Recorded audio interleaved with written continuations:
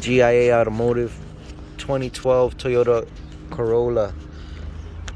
If you're gonna be removing this radio in your car, you're gonna need to remove this vent, and you're gonna need to remove the shifter. This one pops out. Put it into neutral to squeeze this tray out from here. And to get this tray out, you need to get this trimmings out,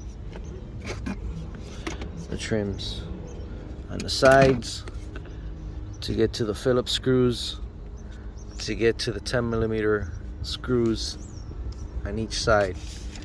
This just snaps on, snaps out. Pry out gently, and use this. And to get the shifter out, you just screw it off like this. All right. 27 years of experience. Like and subscribe to my channel, and I'll talk to you guys on the next one.